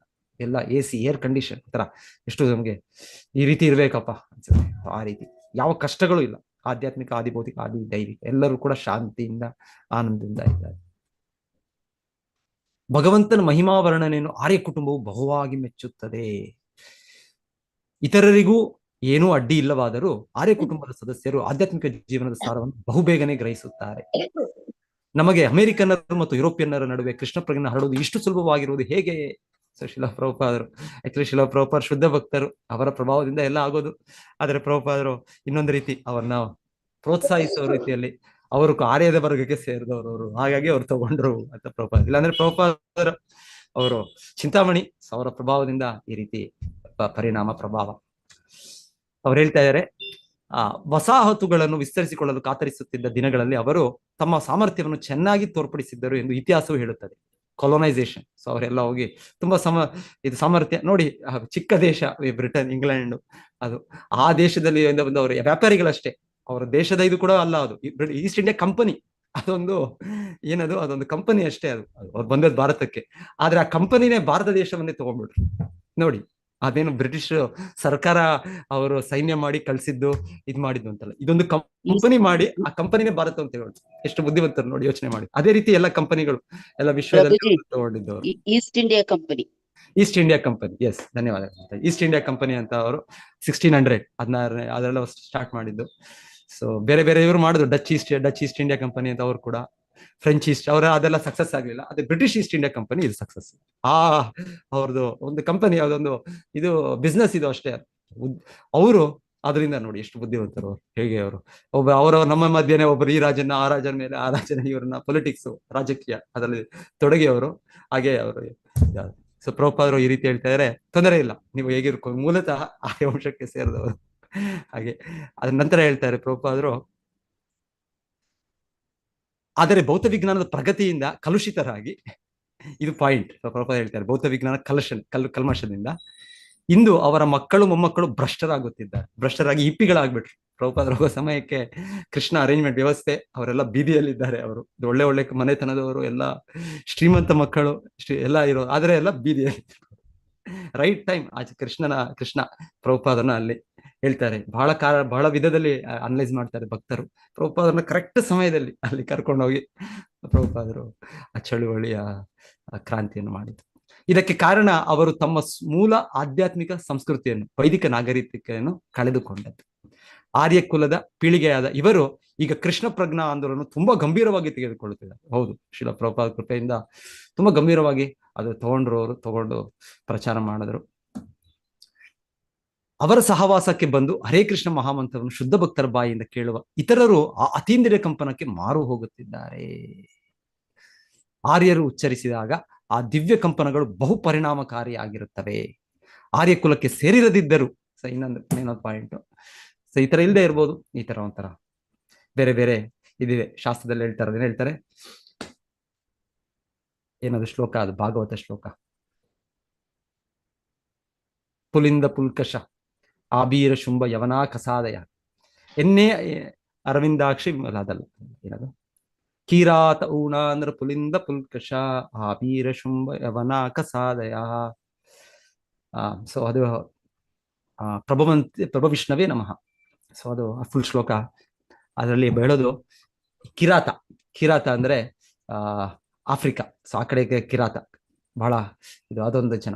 ಮತ್ ಕಸ ಅಂದ್ರೆ ಅವರ ಗಡ್ಡ ಬೆಳೆಯೋದಿಲ್ಲ. ಸೊ ಗಡ್ಡ ಬೆಳೆಯೋದಿಲ್ಲ ಅಂದ್ರೆ ಹೇಳ್ತಾರೆ ಈ ಚೀನಾ ದೇಶ, ಚೀನಾ, ಮಂಗೋಲಿಯಾ ಈ ಕಡೆ ಕಸ ದೇಶ. ಸೊ ಅಲ್ಲೂ ಕೂಡ ಪ್ರಚಾರ ನಡೀತಾ ಇದೆ. ಚೀನಾ ತುಂಬಾ ಒಳ್ಳೆ ಭಕ್ತರಿದ್ದಾರೆ. ಎನಿವೆ, ಸೊ ಇಲ್ಲಿ ಹೇಳ್ತಾರೆ ಯಾರಾದ್ರೂ ಈ ರೀತಿ ಇಲ್ಲ, ಆಂಧ್ರ ಕೂಡ ಇದೆ ಅದರಲ್ಲಿ. ಸೊ ಕಿರಾತ ಹೂಣ ಆಂಧ್ರ ಅಂದ್ರೆ ಇವಾಗ ಆಂಧ್ರ ಪ್ರದೇಶ, ಸೀಮಾಂಧ್ರ ಅಂತ ಇದೆ. ಎನಿವೆ, ಸೊ ಇಲ್ಲೊಂದು ರೀತಿಯ ಒಂದು ಟ್ರೈಬ್, ಆ ರೀತಿಯ ಒಂದು ಇದೆ. ಸೊ ಇದ್ದಾರೆ ಈ ತರ ಎಷ್ಟೆಷ್ಟೋ ಜನಾಂಗದವರು ಇರ್ಬೋದು. ಮೂಲತಃ ಆರ್ಯಕ್ಕೆ ಇಲ್ಲದೆ, ಇದು ಆರ್ಯ ಅಂದ್ರೆ ಇದು ಮೇನ್ ಸ್ಟ್ರೀಮ್ ಇಲ್ಲದೆ ಇರ್ಬೋದು. ಆದರೆ ಶಾಸ್ತ್ರ ಹೇಳುತ್ತೆ ಅವರು ಒಬ್ಬರು ಶುದ್ಧ ಭಕ್ತರ ಅವರು ಇದು ಆಶ್ರಯ ಪಡೆದ್ರೆ ಅವರು ಕೂಡ ಪರಿಶುದ್ಧರಾಗಿ ಉನ್ನತ ಇದನ್ನು ಪಡಿತಾರೆ. ಆರ್ಯ ಕುಲಕ್ಕೆ ಸೇರಿರದಿದ್ದರೂ ಕೇವಲ ಆ ಮಂತ್ರವನ್ನು ಆಲಿಸುವುದರಿಂದ ಒಬ್ಬನು ವೈಷ್ಣವನಾಗುತ್ತಾನೆ. ಏಕೆಂದರೆ ಅದರ ಕಂಪನವು ಪ್ರತಿಯೊಬ್ಬನ ಮೇಲೆಯೂ ಮಹತ್ತರವಾದ ಪರಿಣಾಮವನ್ನು ಉಂಟು ಮಾಡುತ್ತದೆ. ಸೊ ವೈಷ್ಣವದಾದ್ಮೇಲೆ ಆ ರೀತಿ ಇಲ್ಲ, ಈ ಇದರಿಂದ ಬಂದದ್ದು, ಇದರಿಂದ ಬಂದದ್ದು, ಈ ಕುಲ, ಈ ಜಾತಿ, ಈ ಮತ ಇಲ್ಲ. ವೈಷ್ಣವನಾದರೆ ಸರ್ವೋತ್ತಮ. ಆಯ್ತು, ಫಿನಿಶ್. ಪೃಥು ಮಹಾರಾಜನು ಇನ್ನೊಂದು ಮಾತನ್ನು ಕೂಡ ಹೇಳಿದ. ಇನ್ನೊಂದು ಮಾತು ಏನ್ ಹೇಳಿದ್ದು ಅಂದ್ರೆ, ಭಗವಾನ್ ನಾರಾಯಣನ ನಿತ್ಯ ಸಂಗಾತಿಯಾದ ಮಹಾಲಕ್ಷ್ಮಿಯು ಭಗವಂತನ ಮಹಿಮೆಗಳನ್ನು ಆಲಿಸಲು ಬಯಸಿದಳು. ಶುದ್ಧ ಭಕ್ತೆಯರಾದ ಗೋಪಿಯರ ಸಹವಾಸವನ್ನು ಪಡೆಯುವ ಸಲುವಾಗಿ ಆಕೆಯು ತಪಸ್ಸನ್ನು ಮಾಡಿದಳು. ಸೊ ಇದು ಇದೆ ಭಾಗವತ ದಶಮಸ್ಕಂದಲ್ಲಿ ನಾವು ನೋಡ್ತೇವೆ. ನಾವು ಕೇಳೋದು ಲಕ್ಷ್ಮೀದೇವಿ ನಾರಾಯಣನನ್ನು ಬಿಟ್ಟು ಅವರು ಕೃಷ್ಣನೊಟ್ಟಿಗೆ ಇದರಲ್ಲಿ ಇದು ರಾಸಲೀಲೆಯಲ್ಲಿ ಭಾಗವಹಿಸ್ಬೇಕು, ಗೋಪಿಕೆಯರ ಸಂಘ ಸಿಗ್ಬೇಕು. ನೋಡಿ ಗೋಪಿಕೆಯರ ಸ್ಥಾನ ನೋಡಿ ಎಷ್ಟು ಉನ್ನತ ಸ್ಥಾನದಲ್ಲಿ. ಆಕ್ಚುಲಿ ಗೋಪಿಕೆಯರ್ ಅಂದ್ರೆ ಅವರೆಲ್ಲರೂ ಕೂಡ ಶ್ರೀಮತಿ ರಾಧಾರಾಣಿಯ ವಿಸ್ತರಣೆಗಳು. ಶ್ರೀಮತಿ ರಾಧಾರಾಣಿ ಆದಿಲಕ್ಷ್ಮಿ, ಎಲ್ಲ ಮೂಲ ರೂಪ. ಕೃಷ್ಣ ಹೇಗೆ ಮೂಲ ರೂಪ, ಹಾಗೆ ರಾಧಾರಾಣಿ ಎಲ್ಲ ಲಕ್ಷ್ಮೀ ದೇವಿಯರ ಮೂಲ ರೂಪ, ಆದಿಲಕ್ಷ್ಮಿ ಅವರು, ಜಯಶ್ರೀ. ಸೊ ಎನಿವೆ, ಅವರ ವಿಸ್ತರಣೆಗಳು ಬ್ರಹ್ಮ ಸಮಿತಿಯಲ್ಲಿ ಹೇಳಿದಾಗೆ ಎಲ್ಲ ಗೋಪಿಕೆಯರಂದ್ರೆ ಶ್ರೀಮತಿ ರಾಧಾರಾಣಿಯ ವಿಸ್ತರಣೆಗಳು. ಕೃಷ್ಣನ ಸೇವೆ ಮಾಡೋದಕ್ಕೆ ಅಷ್ಟು ಇದನ್ನು ಅವರು ದೇವ ವಿಸ್ತರಣೆ ಮಾಡಿ ಅವರ ಪ್ರತ್ಯೇಕವಾಗಿ ಇದ್ದು ಅವರು ಸೇವೆ, ಭಗವಂತನ ನಿತ್ಯ ಸೇವೆ ಮಾಡೋದು. ಸೊ ಹೇಳ್ತಾ ಇದ್ದಾರೆ ಲಕ್ಷ್ಮೀದೇವಿ ಕೂಡ ಆ ರೀತಿ ಅವರ ಇದರಲ್ಲಿ ಈ ಶ್ರವಣ ಪ್ರಕ್ರಿಯೆ, ಅವರ ಸಂಘವನ್ನು ಪಡೆಯೋದಕ್ಕೆ ಯಾಚಿಸ್ತಾರೆ ಅಂತ ಹೇಳ್ತಾ ಇದ್ದಾರೆ. ಕೊನೆಗೆ ಇದೆ ಇದರಲ್ಲಿ ಈಗ ಪ್ರಭುಪಾದರು ಈ ದಿವ್ಯ ಕಂಪನ ಮಂತ್ರ, ಈ ಮಂತ್ರ ಜಪದ ಆಕರ್ಷಣೆ ಎಷ್ಟು ಮಾತ್ರವಾಗಿದೆ ಎಂದರೆ ಅದನ್ನು ಕೇವಲ ಪಶುವಾಗಿದ್ದ ಹೊರತು ಯಾರು ಕೈ ಬಿಡಲಾರರು. ಈ ಮಂತ್ರ ಜಪದ ದಿವ್ಯ ಕಂಪನವು ಆಕಸ್ಮಿಕವಾಗಿ ಸಂಪರ್ಕಕ್ಕೆ ಬಂದರೂ ಅದರ ಪರಿಣಾಮವು ವೇದ್ಯವಾಗುತ್ತದೆ. ಪೃಥು ಮಹಾರಾಜನು ಈ ವಿಷಯವನ್ನು ಒತ್ತಾಯಪೂರ್ವಕವಾಗಿ ಹೇಳುತ್ತಾನೆ. ಒಂದು ಪ್ರಾಣಿಯಾದರೆ ಹರೇ ಕೃಷ್ಣ ಎಂದು ಜಪಿಸುವ ಅಭ್ಯಾಸವನ್ನು ಬಿಡಬಹುದು. ಪ್ರಾಣಿಗಳಲ್ಲದೆ ಬುದ್ಧಿಶಕ್ತಿ ಇರುವ ಮುಂದುವರಿದಿರುವ ಮಾನವತ್ವವುಳ್ಳ ನಾಗರಿಕರು ಹರೇ ಕೃಷ್ಣ ಹರೇ ಕೃಷ್ಣ ಕೃಷ್ಣ ಕೃಷ್ಣ ಹರೇ ಹರೇ ಹರೇ ರಾಮ ಹರೇ ರಾಮ ರಾಮ ರಾಮ ಹರೇ ಹರೇ ಎಂಬ ಮಹಾಮಂತ್ರವು ನಿರಂತರವಾಗಿ ಜಪಿಸುವ ವ್ಯಸನು ಕೈ ಬಿಡಲಾರರು. ಸೊ ನಾವು ಹರೇ ಕೃಷ್ಣ ಮಂತ್ರ ಶಿಲ ಪ್ರಭುಪಾದ ಪ್ರಚೋದಿಸ್ತಾ ಇರೋದು, ನಾವು ಗಟ್ಟಿಯಾಗಿ ಇಟ್ಕೊಂಡು ಇದನ್ನ ಮಾಡಬೇಕು, ಜಪ ಮಾಡಬೇಕು, ನಾವು ಮಾಡ್ಬೇಕು, ಹೆಚ್ಚು ಹೆಚ್ಚು ಜಪ ಮಾಡಬೇಕು. ನಮಗೆ ಇದೊಂದೇ ಮಾರ್ಗ. ಹರೇರ್ ನಾಮ ಹರೇರ್ ನಾಮ ಹರೇರ್ ನಾಮ ಇವ ಕೇವಲಂ. ಹರೇ ಕೃಷ್ಣ, ಎಲ್ಲರಿಗೂ ಧನ್ಯವಾದಗಳು. ಸೊ ಯಾರಾದ್ರೂ ಏನಾದ್ರು ಪ್ರಶ್ನೆ ಏನಾದ್ರು ಇದ್ರೆ ಕಮೆಂಟ್ ಏನಾದ್ರು ಹೇಳ್ಬೋದು. ಇಲ್ಲ ಅಂದ್ರೆ ನಾನು ಮಾತಾಜಿಗೆ, ಮಾತಾಜಿಗೆ ಇವತ್ತು ಹೋಸ್ಟ್ ಮಾಡಲಿಲ್ಲ ನಾನು ಇವತ್ತು. ಓಕೆ.